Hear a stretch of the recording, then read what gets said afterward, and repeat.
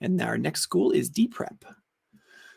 DPrep is an American curriculum international school that follows a truly innovative pedagogy of experiential learning in which students get to learn through inquiry-based learning and direct hands-on experience.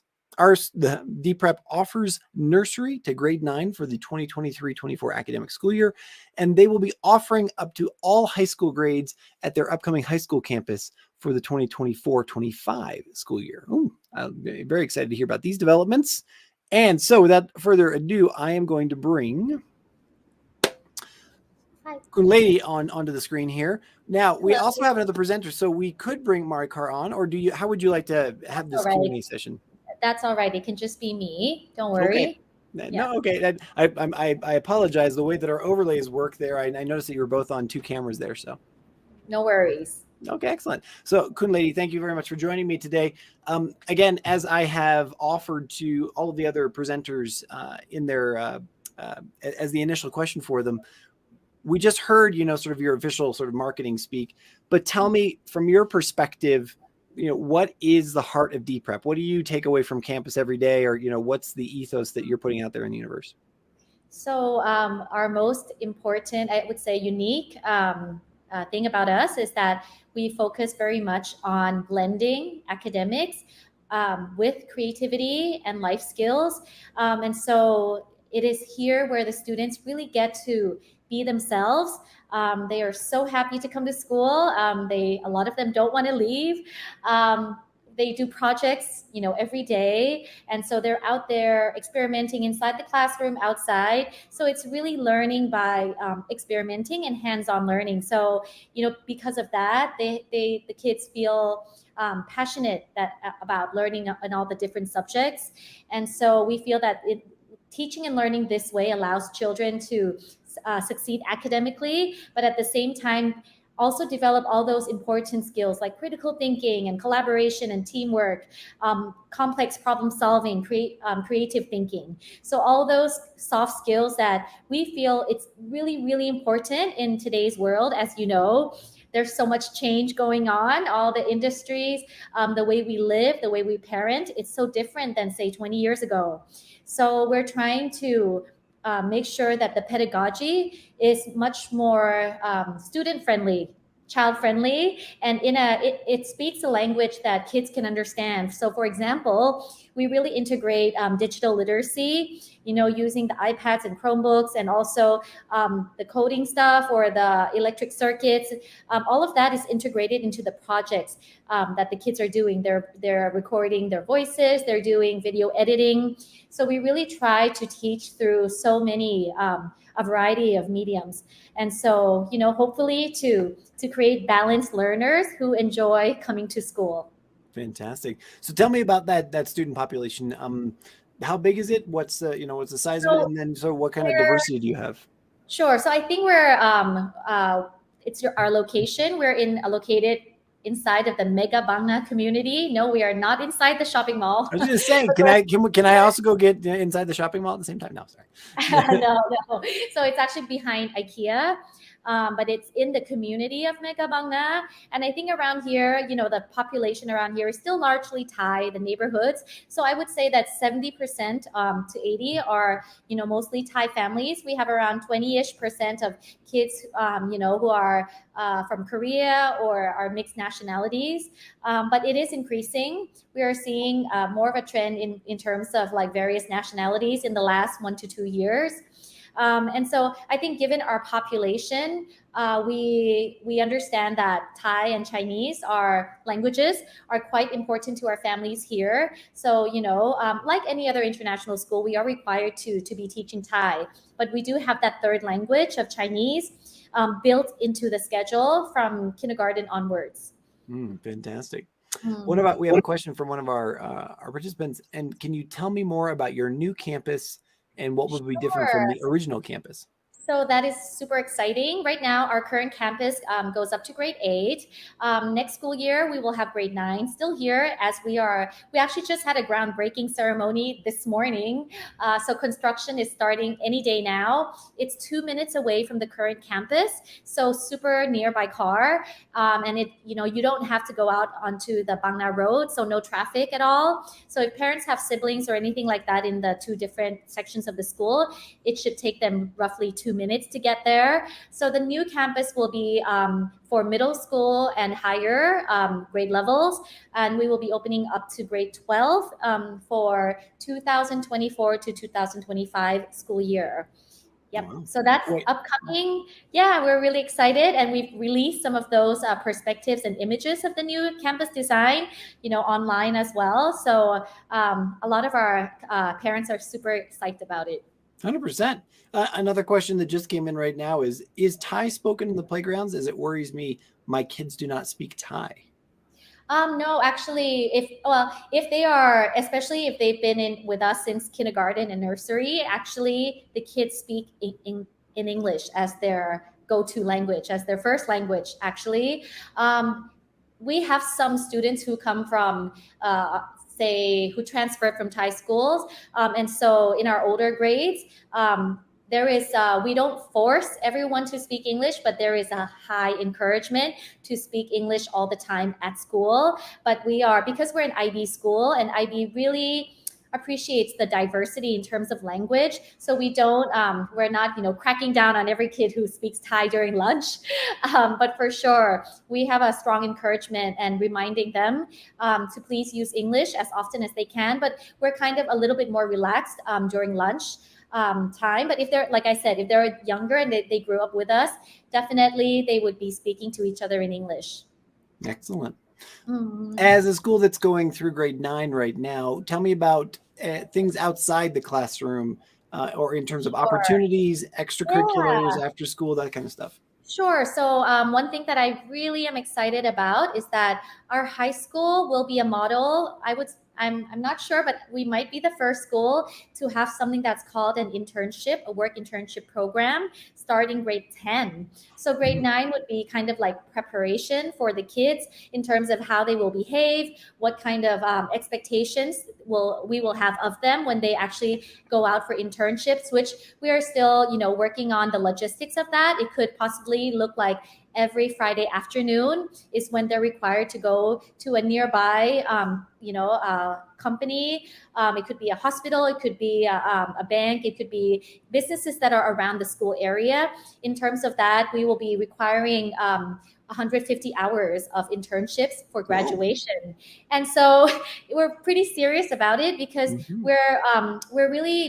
I've built this school based on the life skills and the career component, because I felt growing up, when I went to school, I felt like, and a lot of the people in our generation or the older generation, we didn't really have hands-on experience in anywhere outside the classroom. So Mm. a lot of us as parents, we chose our college majors based on what we think would work, or what our parents told us we need to study. And then what ends up happening is that we don't actually get to work in what we studied, which I feel personally that it's a huge waste of time, money, and investment. And so now that it's the new generation, I've built this school with the purpose of making sure that the kids are able to learn through experience. They are interning in different companies. They do field work all the time, going out to interview industry experts from all industries, so that they can have like this kind of a lot of opportunities to find out what they're good at, what they love. And so starting grade 8, we actually start preparing them for like career preparation, thinking about their passions. Grade 9, we prepare them to actually go out into these companies that we've set up for them. Grade 10 and 11 are the real internship experiences as they start to choose the majors that they would be applying for college or where they would be going. And I think one of the most important elements for us as a school is that if we plan early on, the kids can have a voice in terms of their career, but also university of choice. And we always tell parents to never cut out any opportunities, because if we plan early on and the kids are involved, you should we should be able to get scholarships for our kids anywhere around the world. But the Mm. kids have to be in it. Like they have to make that as their ambition and their goal in order for that to happen. So for us, it could be financial based, it could be merit based, it could be talent based. But I think what we really stand for as a school is that we believe in the kids' potential, in students' potential. And if that is happening early enough, all kinds of, there are all kinds of possibilities for their future. So we're a very kind of like practical, where we create that learning experience that will result in practical, achievable benefits for our kids. But at the same time, we do push kids academically and experientially as well. Fantastic.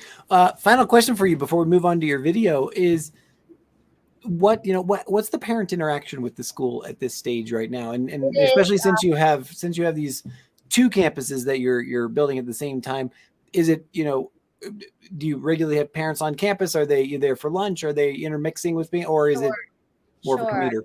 I would tell you that DPrep has a very, very involved parent community. These are parents who want a different kind of educational experience for their children. They didn't like the way they went to school, so they want to have, they want the school to feel like a family. So we welcome families so often into, to collaborate in terms of school events, in the learning, in the professional development. We don't allow the hanging out during the day, but we're very open after school, and they are playing sports with their kids. In our new campus, we're actually going to have a designated parent cafe where we actually encourage parents to be coming and having meetings or working like a Starbucks, kind of feel, because we feel that once the parents are part of the learning community, the kids feel that, and they feel very relaxed, and there's kind of this very casual atmosphere. And so it feels like a second home pretty much for most of our families. For example, we just had sports day, and we had, I think, like of all the games, we had parent games for pretty much each of the different type of games, and the kids really had fun when they saw their parents playing with them. So I would say that if you're a parent who kind of really want to be involved and want a different kind of experience for your kids, I think we're a really, really good potential school for your family. Fantastic. On that note, let's thank Kap Kun Krab for sharing your experience here, Kun Lady, and I wish you a very, very good day. And thank you so much for taking time out in your very busy day running that school. And we'll now move on to your video presentation. Thank you. Thank you so much, Mr. Stephen. Have a great day. You too.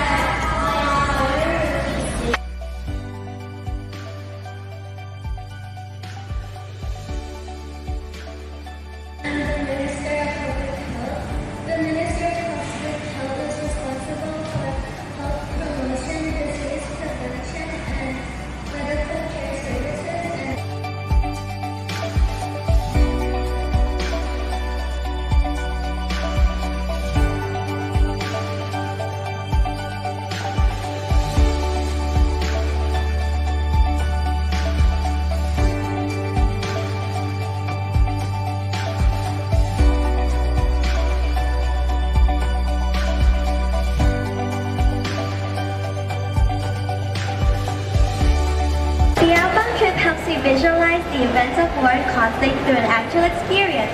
It's shock, by how much homelessness is in Thailand. I finally understand how war affects on people. When I walk in to see the images